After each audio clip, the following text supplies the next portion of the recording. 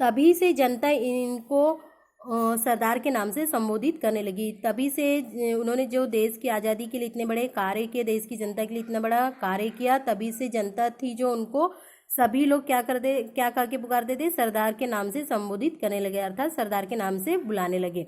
राष्ट्रहित के लिए अर्जित बड़ी बड़ी सफलताओं के कारण सरदार पटेल ने जितनी महानता अर्जित की, उससे कहीं अधिक अपने मानवीय गुणों के कारण वे महान बने रहे। सरदार पटेल ने क्या कि राष्ट्रहित, देश हित के लिए जितनी भी अर्जित बड़ी बड़ी सफलताओं को उन्होंने हासिल किया, उसी प्रकार से सरदार पटेल ने जितनी महानता अर्जित की, उससे कहीं अधिक मानवीय गुणों के कारण वे क्या बने रहे, महान बने रहे।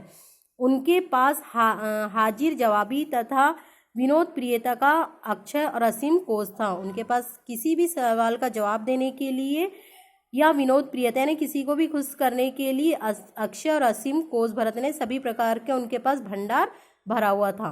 अपने सहायकों और अनुयायियों के द्वारा कभी कोई अपराध हो जाने पर वे उन पर कृपा किया करते थे। उनके साथ जितने भी सहयोगी रहते थे, उनके साथ या अनुयायी रहते थे, उनके द्वारा यदि कोई अपराध हो भी जाता था तो वे उन पर कृपा किया, यानी उन पर वे दया किया करते थे।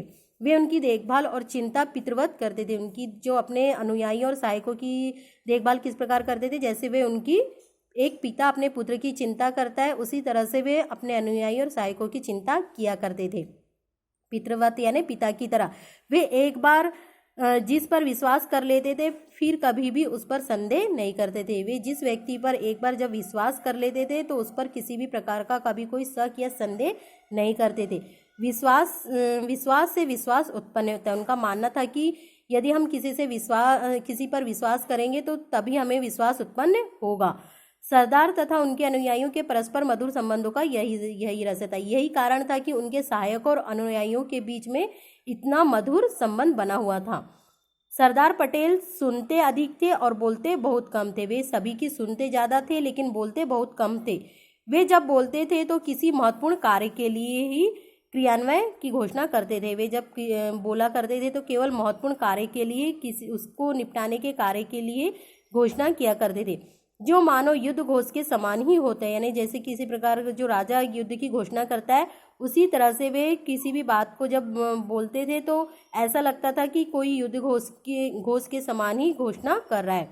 किसी भी विषय पर उनकी सहमति प्राप्त करना आसान नहीं था। ये किसी भी विषय पर यदि हमें उनकी अनुमति लेना या सहमति लेना है तो यह कोई आसान बात नहीं थी। पूरी तरह चिंतन मनन करके वे अपनी स्वीकृति प्रदान करते थे। उस बात पर वे पूरी तरह से चिंतन करते थे, मनन करते थे, सोच विचार करते थे, तभी वे अपनी इस पर क्या करते थे, स्वीकृति बात करते थे, चाहे वो कोई भी विषय क्यों ना हो।